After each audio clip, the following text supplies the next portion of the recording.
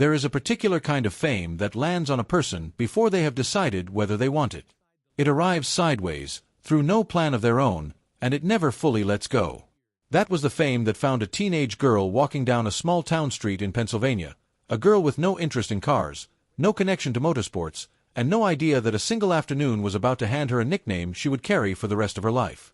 That girl was Pamela Hardy. The world would come to know her as Jungle Pam, one half of the most talked about pairing in drag racing's most reckless and colorful decade, and the woman left standing when the fire finally went out.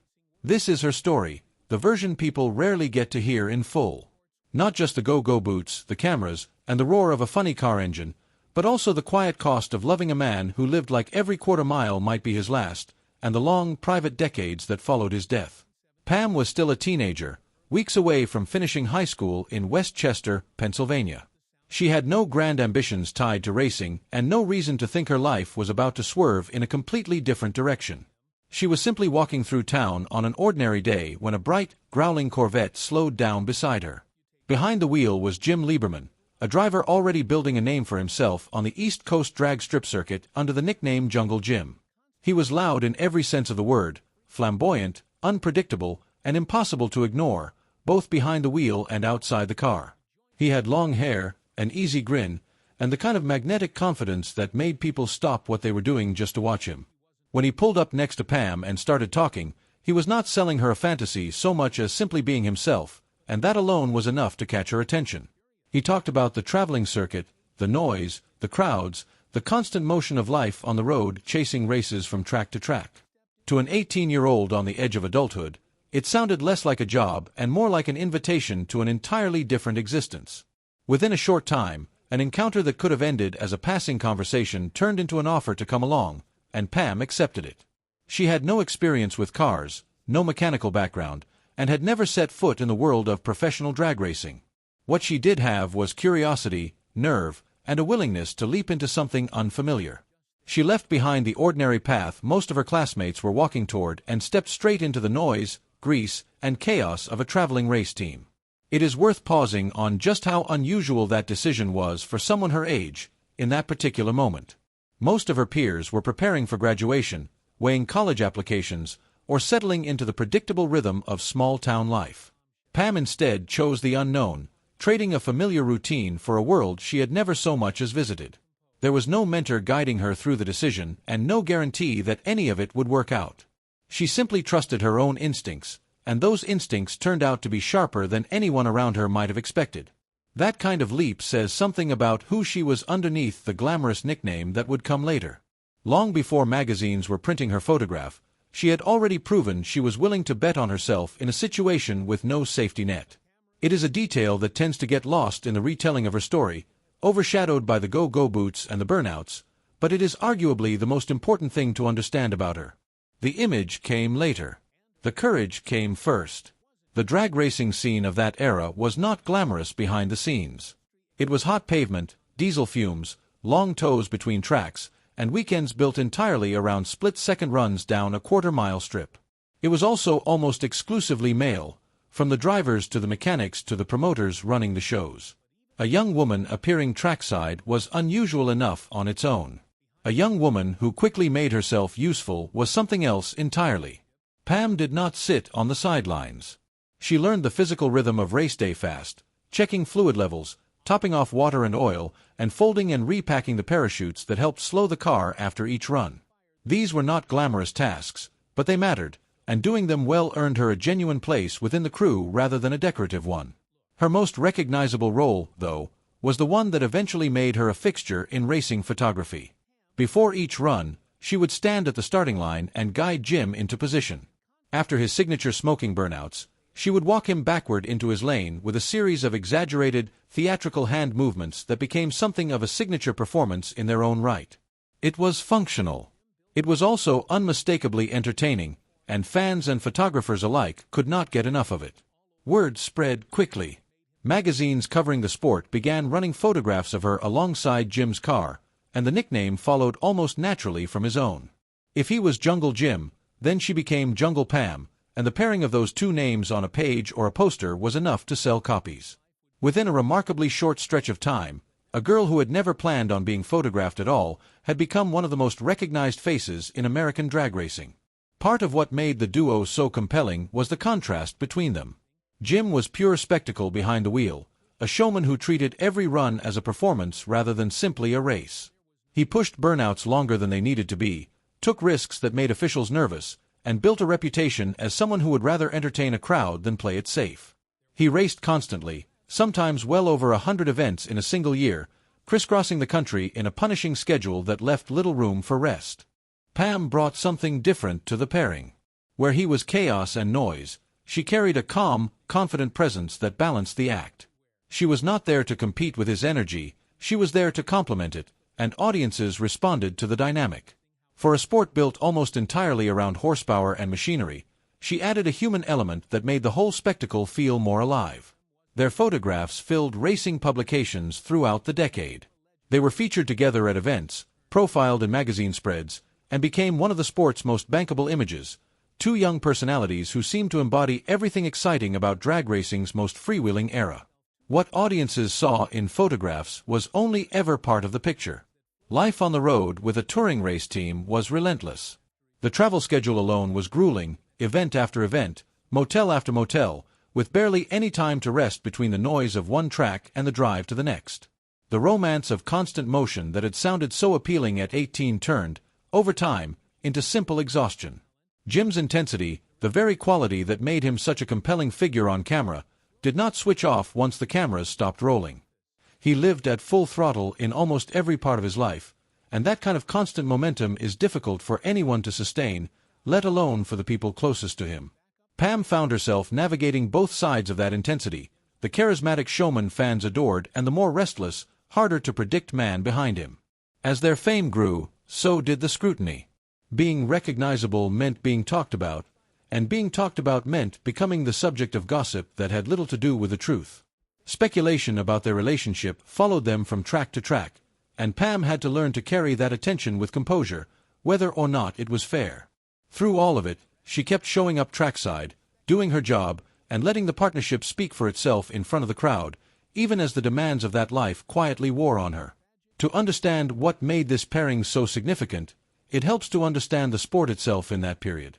Drag racing was still finding its footing as a mainstream spectacle. Safety regulations were far looser than they would eventually become, and personality often mattered as much as raw performance in drawing a crowd. Promoters wanted showmen, drivers willing to put on a display, and Jim Lieberman was exactly that kind of draw. He built his reputation on doing things his own way, sometimes clashing with the sport's governing body over how far he pushed the theatrics, and audiences loved him for it precisely because he refused to play it safe. That refusal to slow down, on the track and off it, was part of what made him a legend. It was also, in hindsight, part of what made his story end the way it did.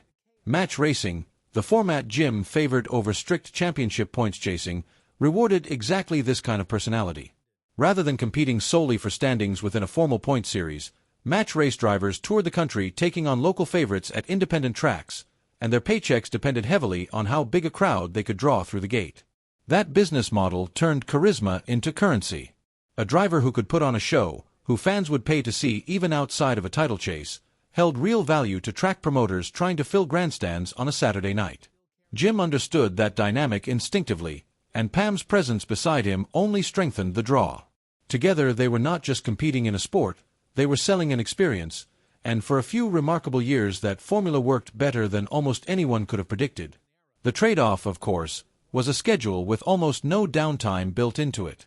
Chasing match races across the country meant constant travel between tracks that were not always geographically close to one another, long overnight drives squeezed between events, and a body of work built on repetition rather than rest.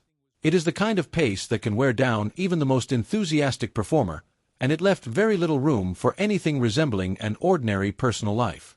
Jim Lieberman was behind the wheel of his Corvette on a public road in Pennsylvania, far from any racetrack, any cameras, or any cheering crowd.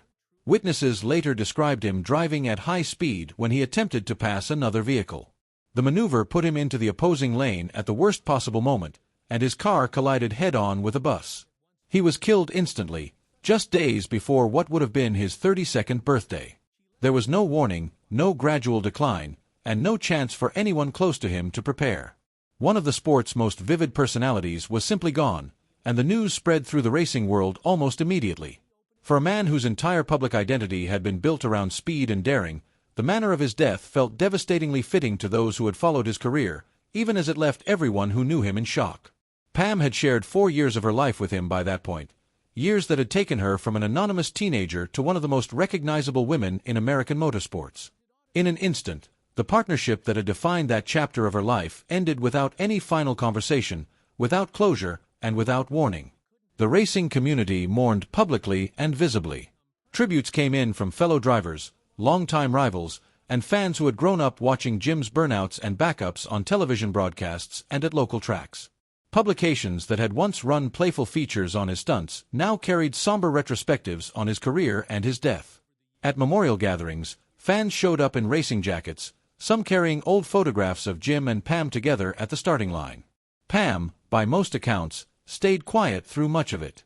Grieving a partner whose death played out as public spectacle is its own particular kind of difficult, and she chose not to perform her sorrow for cameras the way so much of her career had, until that point, played out in front of them. She stepped back from the sport almost immediately, without any formal announcement. She was simply there one weekend and gone the next. For the wider world of drag racing, Jim's death marked something larger than the loss of one driver. It closed out an era. In the years that followed, safety rules tightened considerably, the freewheeling showmanship that had defined the decade faded, and the sport moved toward a more regulated, less theatrical version of itself. Jim Lieberman became frozen in memory as a symbol of that wilder period, a driver who never slowed down until the moment he no longer could. Leaving drag racing was not simply a career change for Pam, it was a retreat from an entire world that had shaped her adult identity. The noise of engines, the smell of fuel, the crowds at the starting line, all of it was tied so closely to Jim that returning to it without him felt unbearable. She needed distance, not because she stopped caring about the sport, but because every part of it reminded her of what she had lost. She took on ordinary work in the years that followed, tried out different paths, and looked for some version of a life that did not revolve around drag strips and touring schedules. That search was complicated by the fact that her old nickname followed her everywhere. Strangers recognized her, wanted to talk about Jim, wanted an autograph tied to a memory that was, for her, also a source of real pain. Rebuilding an ordinary life while carrying a very public identity proved to be its own long, difficult project. Over the years, she gave a handful of interviews about that period, always brief, always careful. She spoke warmly about Jim, about what those years had meant to her, and about the sport itself, but there was an unmistakable current of loss underneath even her fondest recollections. In one later reflection on their partnership, she described it as something that only worked because of the specific chemistry between the two of them, a once-in-a-lifetime pairing rather than something either of them could have simply repeated with someone else. It was, in her words, closer to a bolt of lightning than a career path, a partnership built on his showmanship and her ability to match it, one that made sense only as long as he was standing beside her. Grief did not close the door on Pam's personal life entirely. Within the drag racing community, she eventually connected with Fred Frey, a funny car owner and racer who had crossed paths with her and Jim many times over the years on the circuit. He understood, in a way few outsiders could, what it meant to live inside that particular world and to carry the weight of everything that came with it. Their relationship grew out of shared history, and the two eventually married. For a while, it looked as though Pam might find some version of an ordinary life within a familiar setting. But the marriage carried the weight of everything that had come before it. She was still recognized everywhere as Jungle Pam. Conversations about the past kept circling back to Jim, and living inside the same racing community that had shaped her earlier years meant that his memory was never far away. What had begun as comfort and mutual understanding eventually became difficult to sustain, and the marriage did not last. Years later, she met Bill Hodgson, a man with no connection to the racing spotlight that had defined so much of her earlier life. Their relationship developed away from cameras and public curiosity, built on the kind of quiet, steady footing that had been almost impossible for her to find during her years on the circuit. He knew her simply as Pam, a woman with an extraordinary past who was looking for an unremarkable present, and with him she found something closer to peace than she had known in a long time.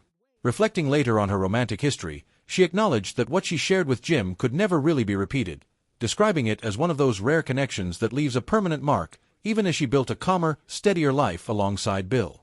For decades after Jim's death, Pam's relationship with her own fame stayed complicated. She had never sought it out in the first place, and yet she could never fully step away from it either. Fans who remembered her from magazine pages and racetrack photographs continued to recognize her at car shows, reunions, and the occasional retrospective interview. She was generally warm toward them, understanding that their affection came from real memories of a period that mattered to a lot of people, even if revisiting it was not always easy for her personally. She kept a notably low public profile, avoiding social media and declining most interview requests that leaned toward gossip rather than substance.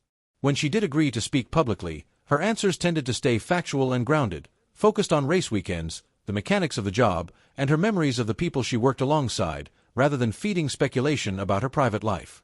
That approach kept her story anchored in racing history rather than tabloid narrative, and it earned her a lasting respect within the community that remembered her. Decades after she had first stepped away from the sport, Pam made a brief and much celebrated return to the track. At the National Hot Rod Association Finals in Pomona, California, she stepped back into her old role, guiding driver Jack Beckman into position following his burnout, a direct echo of the routine she had once performed alongside Jim. Speaking about the experience afterward, she admitted it felt surreal to be back in that position after so many years away, and noted that the atmosphere trackside had changed considerably. The sport she stepped back into was faster, more regulated, and more intense than the looser, more theatrical version she remembered from the driver guiding her through the moment made the experience easier than she expected. The appearance was brief, but it reminded an entire generation of fans, old and new, why her name had never fully faded from the sport's history. In the years since, Pam has occasionally worked with collectors, historians, and museum curators interested in preserving artifacts from that era of drag racing, sharing photographs and personal items connected to her years with Jim and the wider team.